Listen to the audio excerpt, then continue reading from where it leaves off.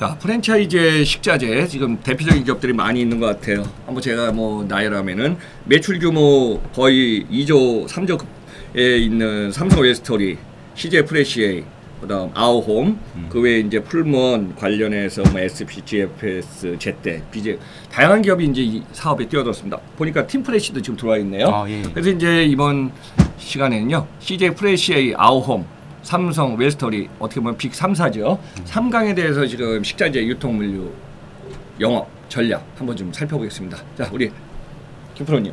예. 네. 어떻게 지금 세 개 회사가 좀 다르죠? 뭐 구조상으로는 앞에 말씀드렸지만 크게 차이는 없습니다. 네. 이제 실제로 그리고 뭐 언급하신 프레시웨이나 뭐 아홈이나 웰스토리나 그리고 대부분 알고 계신 대기업 유통회사들이 계열사 급식으로 시작했던 회사들이었기 때문에 기본적인 매출은 뭐 회사마다 약간의 차이는 있겠지만 급식 매출이 한 뭐 50에서 한 70% 정도 되고 나머지를 이제 뭐 외식이라고 해서 뭐 말씀드린 프랜차이즈가 됐든 호텔이 됐든 리조트가 됐든 이런 식으로 영업을 하고 있다고 보시면 되는데 뭐 프레시웨이 이 세 개 회사 중에 매출이 가장 큰 데는 프레시웨이고 뭐 그 이유에 대해서 설명을 드리면 뭐 소비자라고 말씀드릴 수가 있는데 뭐 외식 업장일 수도 있고 뭐 급식 업장일 수도 있고 그러니까 접촉하기 가장 편하고 거래하기가 가장 편한 업체라고 보시면 됩니다. 프레시웨이 자체가. 그렇기 때문에 뭐 단순하게 일반 식당 같은 경우도 영업을 하고 있고 그 영업 조직 자체도 이 세 개 회사 중에 가장 크거든요. 인원도 가장 많고. 프레시웨이. 예, 그렇기 때문에 프레시웨이가 가장 크고 사실 뭐 아홈이나 웰스토리 같은 경우는 공식적으로 일반 업장들은 영업을 안 하고 있습니다. 본사 위주로 영업을 하고 있고 이 두 개의 회사 차이에 대해서 그러니까 차이라고기보다는 현재 분위기 자체가 약간 다른데 뭐 외식 쪽 같은 경우 계속 말씀드리지만 손익이 중요한 상황이 됐고 사업적으로 아홈 같은 경우는 현재 공식적으로 얘기는 하고 있진 않은데 사업 자체를 좀 줄이고 있는 분위기라고 보시는 게 맞을 것 같습니다. 실제로 그 해당된 영업사원 인원들도 많이 이탈을 했고요. 그 프레시웨이나 웰스토리로 많이 이직을 했죠. 실제로 이직을 했고 뭐 거래처들도 많이 줄어 있는 상황인 거고요. 외식을 말씀하시는 거죠? 예, 외식도 그렇고 급식도 줄이고 그리고 급식은 이제 웰스토리랑 같이 말씀드릴 건데 뭐 그러니까 나라 정책적으로 독과점을 그러니까 독점을 못 하는 거죠. 계열사 자체도. 그래서 뭐 제가 알고 있기로는 20%인가 10%인가라고 알고 있는데 이거는 무조건 외부 회사로 거래를 해야 된다라는 게 작년에 나오면서 뭐 아홈 같은 경우는 LG가 됐든 GS가 됐든 이렇게 크게 그 매출이 차지하진 않았는데 웰스토리 같은 경우는 삼성에 거의 100% 하고 있었습니다. 근데 그거를 이제 떼어주면서 그 부족한 매출을 외식 쪽으로 돌려야지라고 해서 실제로 영업사원들도 많이 뽑았고 거래처들도 많이 그래서 넘어갔습니다. 실제로. 그렇기 때문에 뭐 전체적인 사업 확장적인 걸로만 본다고 하시면 아홈은 약간 축소하고 있다. 그리고 웰스토리 같은 경우는 이제 확장하고 있다. 뭐 이렇게 보시면 될 것 같습니다. 아, 그렇군요. 예. 참고로 여러분들 이제 이 매출 규모 2022년 실적 나온 거 보니까요. 1위는 CJ 프레시에이 2조 7천억대고 2위는 삼성 웰스토리가 2조 6천억대. 3위는 아우홈이 1조 6천억대 정도 규모를 나오고 있더라고요. 그리고 급식하고 외식 관련해서 이제 다양한 비즈니스인데 프랜차이즈, 호텔, 리조트 이 다양한 분야가 아무튼 식자재 유통 관련되지 않나 이렇게 보고 있습니다.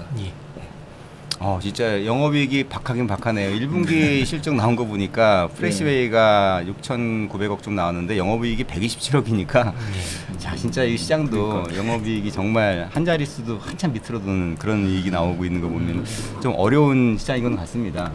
이게 뭐 계속 식자재 시장 뒤에서도 뭐 말씀해 주시겠지만 성장은 정말 크게 하고 있거든요. 실제로는. 근데 그만큼 경쟁도 심해졌고 그리고 뭐 앞에서도 잠깐 언급하셨지만 뭐 팀프레시 같은 경쟁력 있는 서비스적인 측면에서는 앞에 기존에 있던 그 대기업 회사들만큼 하고 수 있는 업체들이 많이 생기고 있거든요. 그러면서 경쟁력이 많이 떨어졌고 단가 경쟁력으로만 이제 경쟁을 하다 보니까 손익 자체가 많이 안 좋아지고 있는 상황입니다.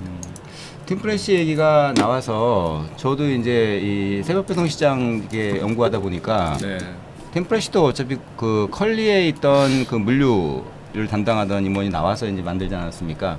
불과 몇 년밖에 안 됐는데 지금 뭐 아까 뭐 한 달에 200억 연간에 2,400억 규모까지도 성장을 시켰고 어떻게 보면은 그게 거래액이 그러니까 매출액이다 보니까 거래액으로 보면 또 엄청나겠죠. 그거는 진짜 말 그대로 물류망을 이동시키는 데 들어가는 수익을 말하는 거고 실제로는 그걸 타고 실제로 거래가 됐던 금액은 그거에 뭐 한 거의 10배도 넘을 것 같지 않습니까? 10배 이상 아마 될 것 같은데 수조 원의 그런 신선식품을 그 콜드체인 인프라를 통해서 유통을 시키면서 거기서 제가 지금 요즘에 이제 그쪽 내부 직원들하고 얘기하다 보면은 결국에는 물류 인프라가 있고 거기도 똑같이 배송 차량이 있고 또 거래처들이 있다 보니까 그 거래처들이 거꾸로 우리가 지금 여기다가 물건을 납품을 해가지고 이런 식으로 배송을 했었는데 아 이제 너무 그게 번거로우니 아예 구매를 해달라.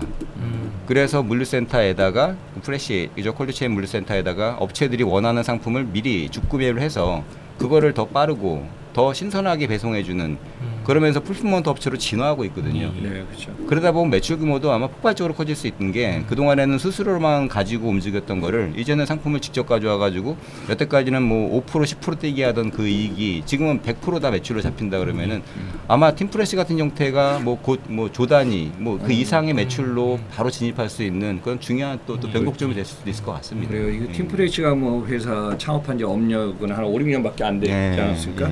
2022년 결산 나온 거 보니까 한 약 2,300억 원 정도 나왔고요.